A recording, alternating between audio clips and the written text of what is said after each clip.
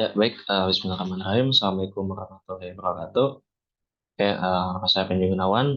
Saya di sini bakalan ngebahas tentang key state atau kajian terhadap key state. Nah, di sini saya meninjau eh, salah satu layanan untuk investasi yaitu Stockbit. Ya, kita langsung saja di sini buka ya aplikasi Stockbit-nya. Oke, nah di sini kita buka aplikasinya. Di sini akan terlihat. Ini saya menggunakan contohnya untuk studi kasus ini yaitu Bang Jago ya. Oke, nah di sini untuk Bang Jago. Nah untuk di sini saya bisa lihat di sini ada key state. Nah di sini ada beberapa key state yang akan kita kaji ya selama beberapa waktu ke depan, beberapa menit ke depan. Yang pertama yang akan saya kaji itu ada yang current valuation. Ini ada banyak sekali ya rasio-rasionya. Jadi dia ada current P ratio, terus ada yang annualized, ada TTM. Nah, kita bahas yang analyze dulu ya. Itu current ratio yang analyze-nya apa? Jadi current ratio yang analyze ini menunjukkan sejauh mana investor bersedia membayar untuk setiap dolar laba yang dihasilkan oleh perusahaan ya. Jadi untuk yang PE ratio. Nah, di sini untuk studi kasusnya adalah 743 ya. Ini eh, lumayan cukup besar ya untuk key state analysis-nya. Jadi di sini itu diukurnya itu kan dari perbandingan harga saham saat ini dengan laba bersih per lembarnya ya.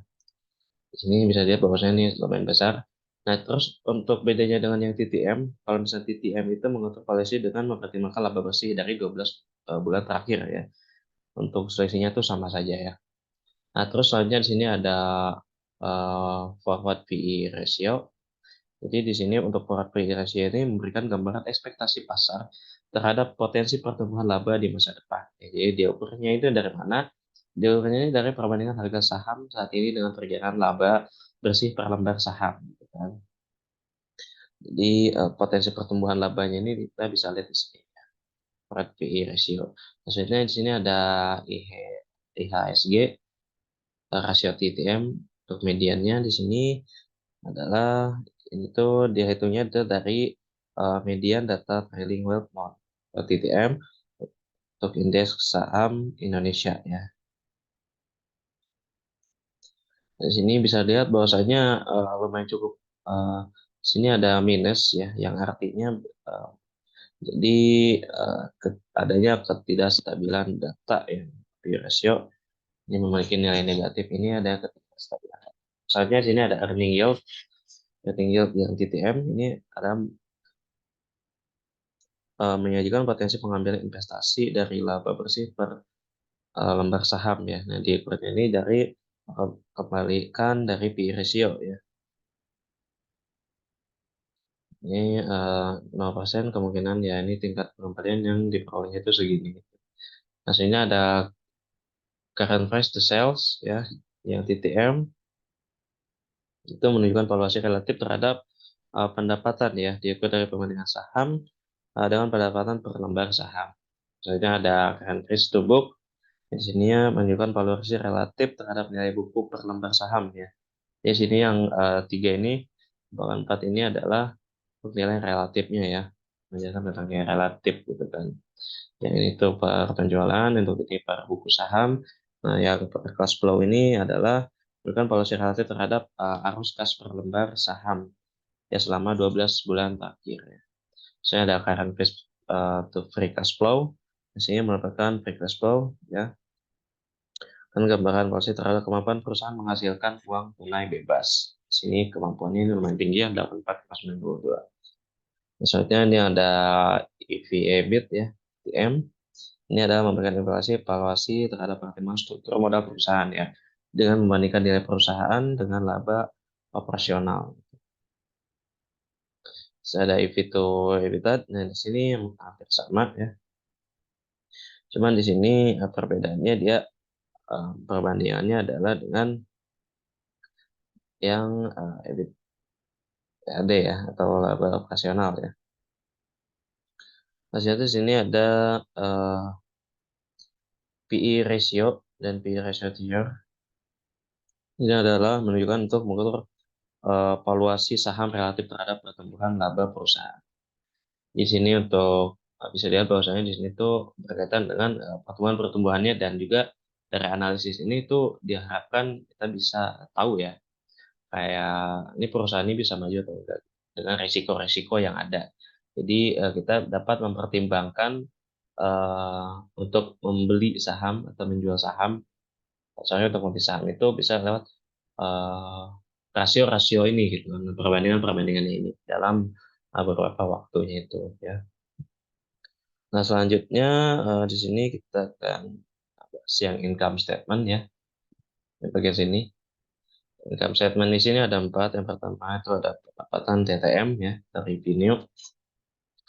Di sini itu ada total pendapatan yang diperoleh oleh perusahaan selama 12 bulan terakhir. Di sini untuk pendapatannya adalah 1,852 billion ya. Ini lumayan cukup tinggi.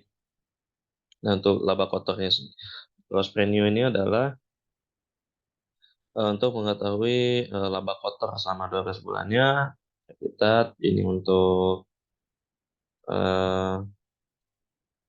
untuk mengetahui ya daripada beberapa elemen biaya tertentu selama 12 bulan, atau EBITDA selama 12 bulan. Terus ada laba bersih atau net income, ini juga selama 12 bulan.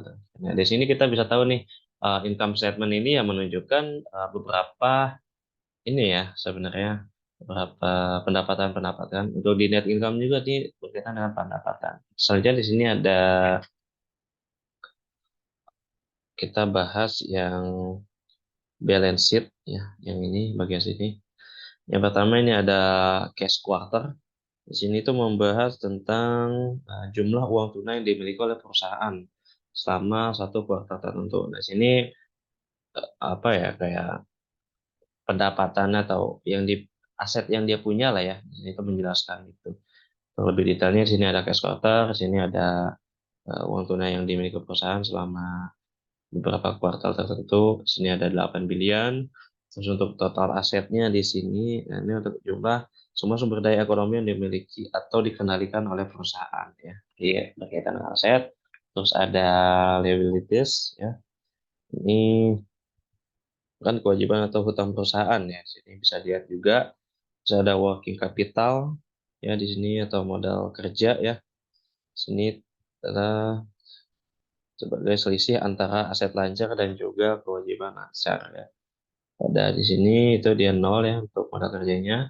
Terus ada total equity-nya atau ekuitas. Ini sisa daripada aset perusahaan setelah dikurangi dengan total kewajibannya. Ini sisanya ini ada sekian ya, dengan kewajiban-kewajibannya asetnya itu total sekian. Terus ada, kita tidak akan bahas yang long term dan short term debt ya.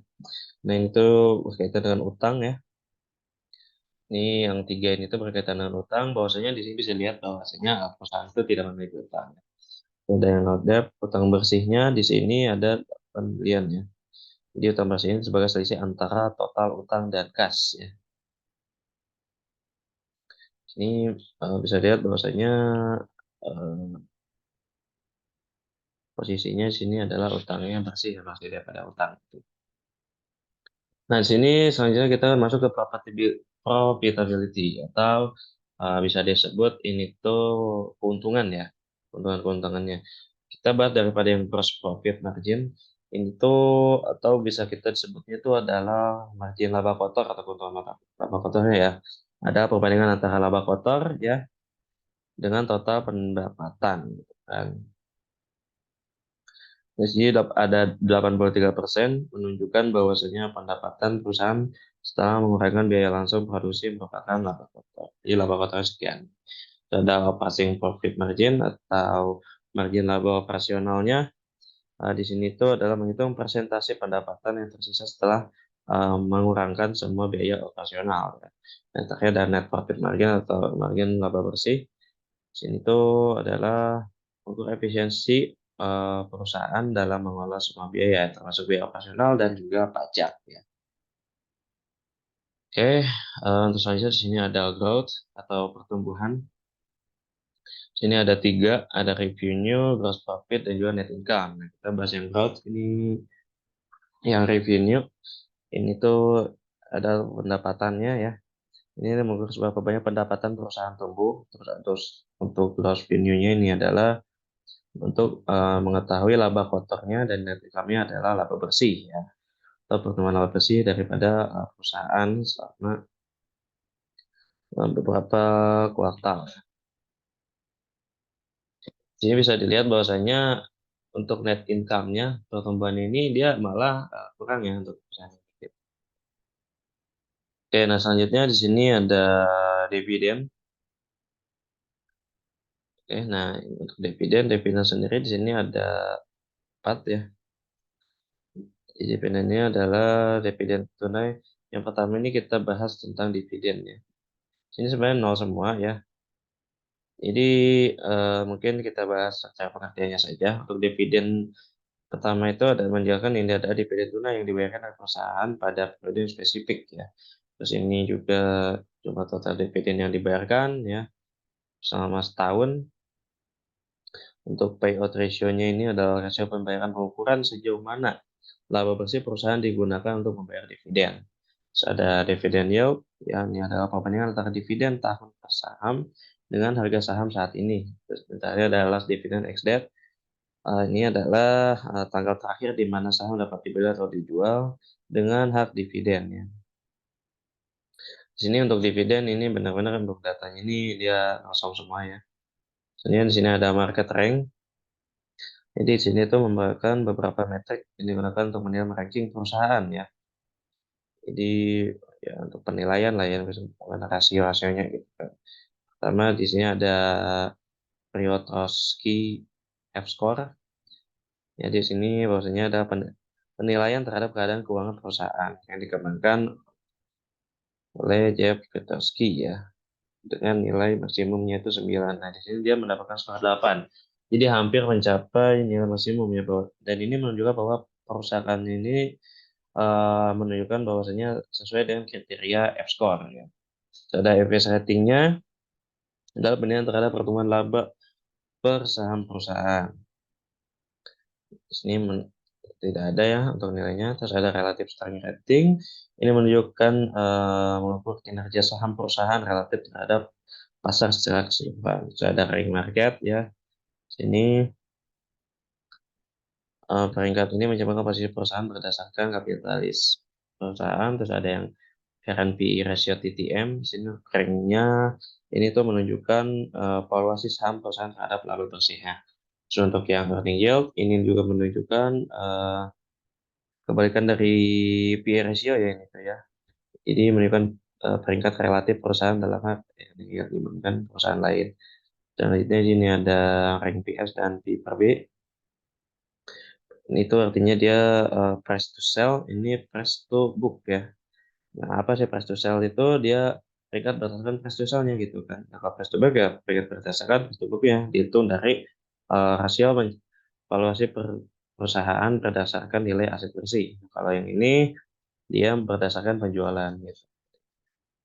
Sadanier ini mencerminkan beberapa dekat harga saham perubahan dengan level tertinggi dalam 52 minggu terakhir. Nah, ini itu adalah 12%. Jadi masih rendah ya untuk uh, harga perusahaan-perusahaan dengan level tertingginya ya. Dan selanjutnya di sini kita masuk ke cash flow. Nah, di sini cash flow statement. Cash flow ini tuh dia ada 5 ya. Ada yang cash from operation, cash from investing, cash from financing, capitalize, capital expenditure, dan juga ada free cash flow ya. Kita bahas satu-satu. Untuk yang cash from operation, ini artinya jumlah uang tunai yang diterima atau dihasilkan dari operasional perusahaan dalam 12 bulan terakhir. Nah, kalau misalkan yang cash from investing ini adalah jumlah uang tunai yang digunakan atau diperoleh dari proses investasi. Kalau financing ini dia dari jumlah uang tunai yang diinvestasikan dalam pembelian atau pengembangan aset modal. Terus ada yang expenditure, Ini menunjukkan hotel sedang mengurangi kapasitas tidur. Nah, jadi intinya dalam cash flow statement ini tuh dia seberapa banyak menunjukkan jumlah uang yang digunakan dalam proses transaksinya itu gitu kan. Mau yang masuk ataupun yang mau keluar, yang keluar gitu kan. Kalau misalnya bedanya dengan balance sheet dan juga income, kalau income itu pendapatan, nah kalau ini kan kayak perputaran uangnya lah gitu kan. Ya, termasuknya. Terus ada di sini adalah price performance. Yang di sini tuh ya intinya dari price performance ini tuh dia menunjukkan eh, bagaimana dalam salah satu perusahaan berubah dari selama periode waktu tertentu. Nah, di sini ada yang 1 minggu, ya 3 bulan, 1 bulan, 6 bulan, 1 tahun, 3 tahun, 5 tahun, 10 tahun. Bahkan yang ini ada yang high-nya ada low-nya ya 52 minggu. Nah, di sini bisa dilihat bahwasanya untuk pertumbuhan di sini identik bertumbuh lumayan lah ya. Bahkan dalam 1 bulan terakhir dia tumbuh 74%. Jadi ini merupakan bulan-bulannya perusahaan atau saham ini tuh tumbuh lah ya, si Bang Jago ini tuh bulan itu. Nah, selanjutnya di sini ada pre-share, kita balik ke sini.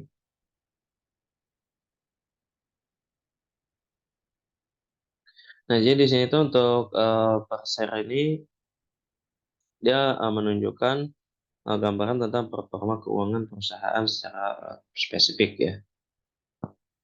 Nah, di sini ada current EPS itu mengukur laba bersih per saham ya, angka di atas 51. Oke, jadi asalnya ada current EPS ini yang EPS yang dianualisasikan maupun laba bersih yang diterapkan per saham dalam 1 tahun. Jadi intinya ya di sini tuh dia mengatur gambaran tentang performa keuangan perusahaan lah ya, dalam hal saham. Maksudnya ada solvency ya.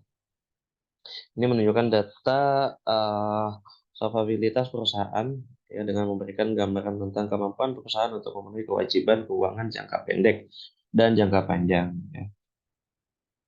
Di sini untuk dia ada beberapa yang ada yang current ratio ya, yang per kuartal. Sini ada mengukur kemampuan perusahaan untuk membayar kewajiban jangka pendek dengan menggunakan aset ancam.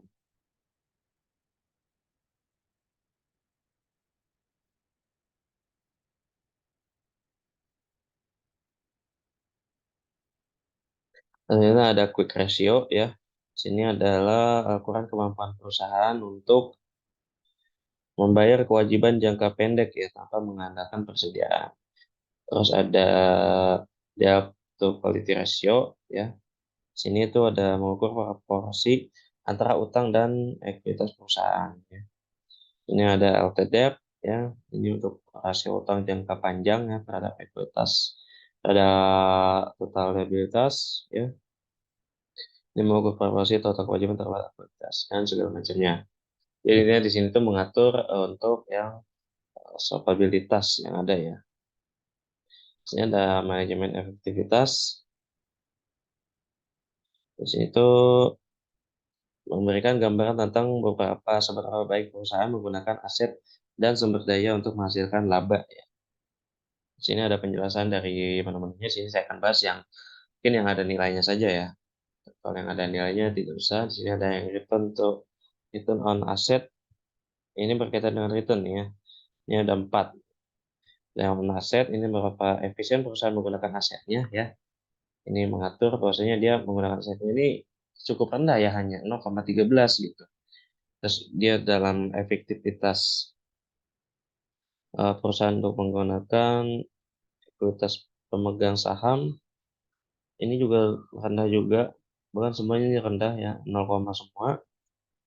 Juga dia untuk dalam penggunaan modal yang diinvestasikan untuk menghasilkan laba juga rendah. Return on efektivitas dalam uh, jangka panjangnya juga ini rendah juga ya. Ini cukup rendah ya. Juga ada asetnya. Nah, jadi untuk aset turnover ini artinya adalah maupun seberapa efisien perusahaan menggunakan asetnya untuk menghasilkan pendapatan. Nah, jadi bisa disimpulkan ya bahwasanya dari informasi-informasi tersebut ini untuk grup yang sebelah kanan, grup yang sebelah kiri ini dia mengetahui tentang rasio yang pertama. Ya, rasio-rasio saham pokoknya yang berkaitan dengan saham. Nah, kalau misalkan yang tengah ini dia berkaitan dengan pendapatan dengan market dan juga market. Kalau misalkan sebelah ini juga ada utang juga ya untuk sebelah tengah ini. Terus juga kalau misalnya sebelah kanan itu dia fokusnya itu berkaitan dengan uh, berkaitan dengan penjualan ya kebanyakan. Jadi bisa disimpulkan bahwasanya dari sini tuh kita bisa mendapatkan informasi-informasi perusahaan itu. Bagaimana perusahaan itu tuh pertumbuhan perusahaan itu bagaimana, terus dia juga asetnya tuh segimana, dan juga kita bisa dari situ kita bisa menyimpulkan bahwasanya kayak perusahaan ini tuh dengan aset sekian ini dia apakah tadi di sini dijelaskan apakah efektivitasnya tinggi atau enggak, terus pertumbuhan ke depannya gimana, ya kita bisa ngeliat infonya itu dari sini. Dan juga dengan resiko-resiko yang ditanggung gitu kan. Jadi dalam investasi saham ini sendiri itu kita bisa menggunakan key stat-nya ini, gitu kan. Key statisnya ini dalam menganalisisnya gitu. Nah, dengan ini ya kita tidak mungkin asal-asalan dalam investasi ketika misalkan sudah memahami kisahnya ini.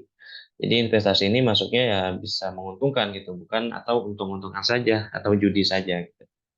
Oke, mungkin sekian dari saya. Tuh kurang lebihnya mohon maaf.